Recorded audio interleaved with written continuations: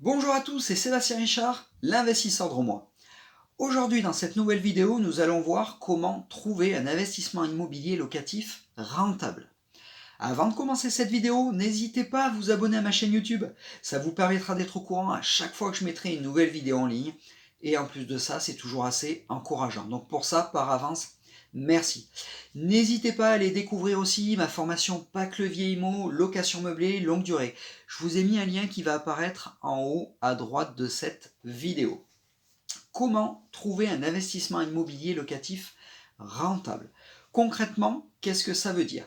Ça veut dire que vous allez trouver un bien immobilier, donc que ce soit un garage, que ce soit un logement, avec un certain type de location, que ce soit de la location nue, que ce soit de la location meublée, que ce soit de la simple location, que ce soit de la colocation. Et ensuite, ce bien immobilier va vous permettre de toucher des loyers chaque mois, une fois que vous aurez trouvé un locataire ou plusieurs locataires, si c'est de la colocation, que ce soit vide ou meublé. Euh, donc voilà, vous allez toucher un loyer et ce qui va être important, c'est quand vous allez toucher ce loyer, que vous allez enlever toutes les dépenses liées à cet investissement immobilier locatif de ce loyer, et ben le résultat doit être positif si vous avez un investissement immobilier locatif rentable. Voilà, c'est aussi simple que ça.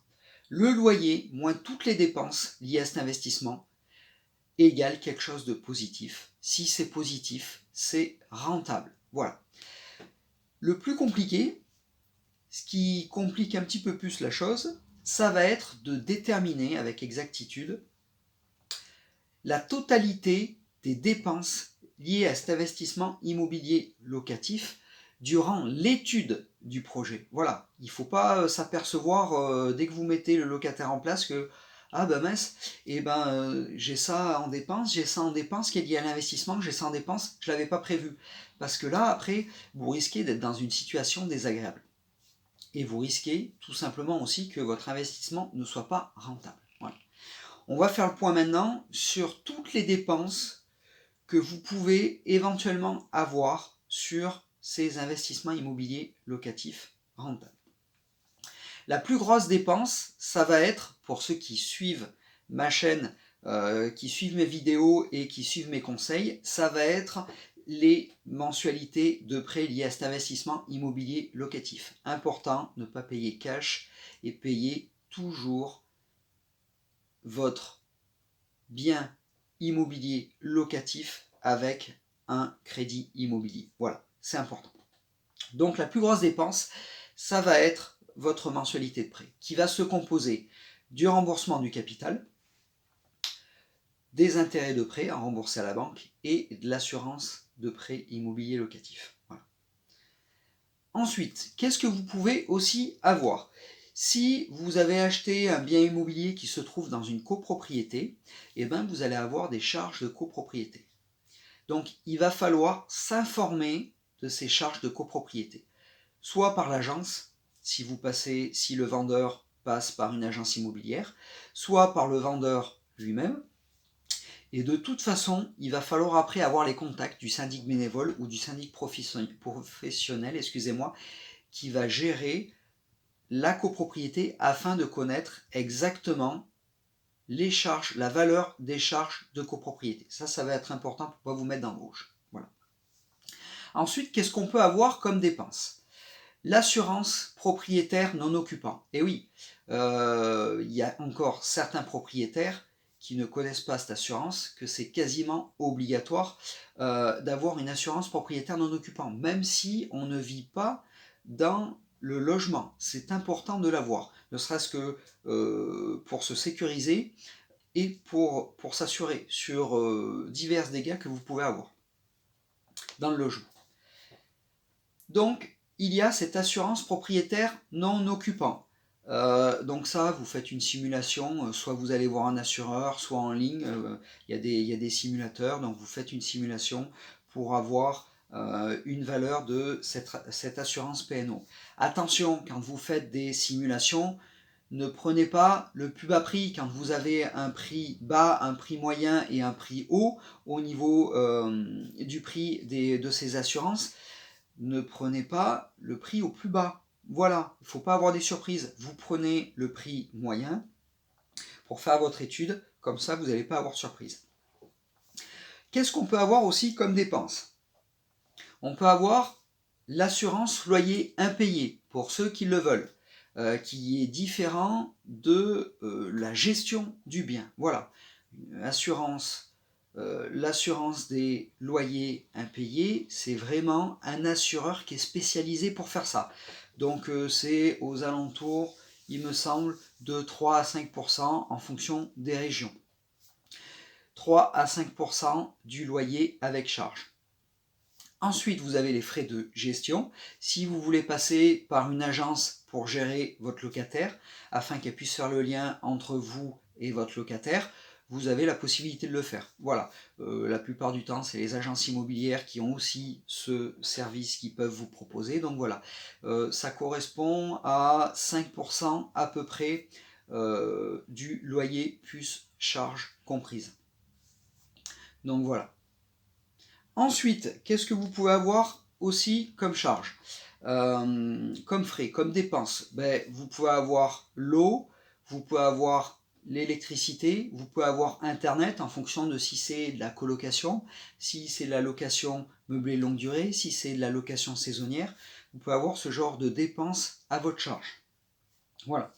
Vous pouvez avoir aussi la taxe foncière. Ça, c'est important de l'inclure. On parle de toutes les dépenses. Je vous rappelle qu'on parle de toutes les dépenses qui sont liées à cet investissement immobilier locatif. Donc voilà, ça c'est important de le prendre en compte. Ça va être le propriétaire ou l'agence immobilière qui va vous le donner en fonction du type de bien que vous avez choisi. Ensuite, vous pouvez avoir, en fonction de la fiscalité que vous avez choisie, en fonction du régime que vous avez choisi, que ce soit pour la location vide ou que ce soit pour la location meublée, vous pouvez éventuellement avoir des frais d'expert comptable, si vous utilisez une niche fiscale ou autre. Ces frais, il va falloir les inclure à l'intérieur de vos dépenses liées à cet investissement immobilier locatif. On va avoir aussi des choses que peu de personnes prennent en compte. Anciennement, la taxe professionnelle qui s'appelle la cotisation foncière des entreprises, la CFE. Au moment où je vous fais cette vidéo, à savoir que la CFE, pour ma part, en Drôme, sur l'exercice 2020, pour payer la CFE, il fallait que sur un logement, la somme de tout ce qui était loyer et charges comprises, tout ce qui est somme perçue sur l'année, ne devait pas dépasser les 5 000 € par logement. Voilà, pour pouvoir payer la CFE. Si vous les dépassez, à savoir que la CFE, c'est 3% du loyer plus charge. Voilà, ça, il faut le prendre aussi en compte. Puis généralement, c'est bien spécifique à la location meublée, plus peut-être autre régime fiscal à part. Donc voilà, mais renseignez-vous si vous devez la payer ou non. Et ensuite, le dernier poste, la dernière dépense que personne aussi ne pense forcément de prendre en compte à l'intérieur du loyer, c'est tout simplement les impôts et les prélèvements sociaux. Donc voilà, en fonction du type de régime que vous avez choisi, en fonction du type de location, que ce soit la location vide, la location meublée, en fonction du type de régime, si c'est du micro ou si c'est du réel, et vous allez payer plus ou moins des impôts, voire pas du tout. Plus ou moins des prélèvements sociaux, voire pas du tout. Voilà. Comment ça le calculer? C'est simple. Si vous êtes en micro foncier pour la location vide ou en micro BIC pour la location meublée, pour le régime microfoncier, vous prenez votre loyer, il y a un abattement de 30%, qui vous reste 70% des loyers et charges, et sur ces 70% des loyers et charges, vous faites le calcul des impôts. Les impôts, c'est en fonction de votre plage d'imposition. 0, 14%, 30%. Voilà. En fonction de ça, en fonction de votre plage, ben, si vous êtes à 0, vous n'allez pas payer d'impôt. Si vous êtes à 14, et ben, vous allez calculer les 14% des 70% restants de tout ce qui est somme perçue à l'année, loyer plus charges comprises. Et ça vous fait votre calcul de dépenses d'impôt à l'année. Après, vous divisez par 12 pour que ce soit mensuel et pour que ce soit plus facile pour vous pour le calcul. Voilà. Pareil pour les prélèvements sociaux. Quand on touche des loyers et quand on a un résultat fiscal, donc là, pour le microfoncier, quand vous calculez après abattement, vous devez payer des prélèvements sociaux. Les prélèvements sociaux s'élèvent à 17,2%. Au moment où j'enregistre cette vidéo. Donc vous faites pareil. Si vous êtes en micro foncier pour la location vide, et ben vous faites l'abattement de ces 30%, il vous reste 70% des loyers et charges, vous calculez les 17,2% des prélèvements sociaux. Je ne l'ai pas expliqué, mais en micro big pour la location meublée, c'est un abattement de 50%. Donc vous divisez par 2 votre loyer et le restant du loyer, vous calculez les impôts en fonction de votre tranche d'imposition et vous calculez les prélèvements sociaux qui sont de 17,2%. Voilà.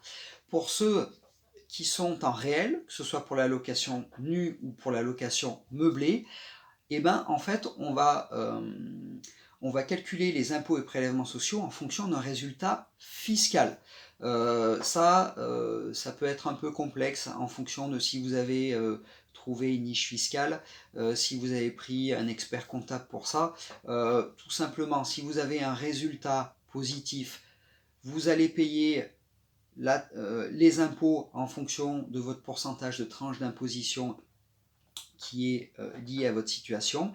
Et pareil pour les prélèvements sociaux, si vous avez un résultat fiscal positif, vous allez payer 17,2% de ce résultat fiscal positif pour pouvoir payer les prélèvements sociaux. Voilà comment ça se passe. Le but étant, quand vous avez trouvé une niche fiscale et quand vous êtes dans un régime au réel, le but étant de ne pas payer d'impôts, d'où la niche fiscale. Voilà.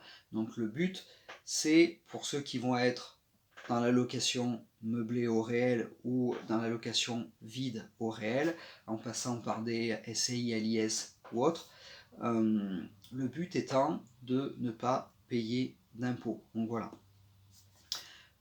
Je vous ai fait la liste de toutes ces dépenses qui sont liées à des potentiels investissements immobiliers locatifs que vous allez pouvoir trouver. Voilà. Là, vous avez tous les tenants et les aboutissants sur toutes ces dépenses. Voilà. Plus important maintenant, ça va être de les déterminer, de les évaluer. Attention, mieux les surévaluer plutôt que les sous-évaluer pour ne pas avoir des surprises après sur votre investissement immobilier locatif rentable. Maintenant, pour les trouver, eh ben, ça va être beaucoup plus simple que de calculer tout ça, les loyers, toutes ces dépenses. Une fois maintenant que vous avez la recette, vous allez voir les agences immobilières en ligne. Il y a des sites aussi qui sont spécialisés comme Le Bon Coin, PAP, particulier à particulier, seloger.com, voilà. Et maintenant, avec tout ça, vous avez les armes pour pouvoir trouver des potentiels investissements immobiliers locatifs rentables. Alors attention, quand on parle de rentable, c'est pas 2 ou 3 euros par mois, hein, rentrer. Attention, hein. Il faut pouvoir pallier aux hausses de tout ce qui est assurance, taxes foncières et autres sur le temps.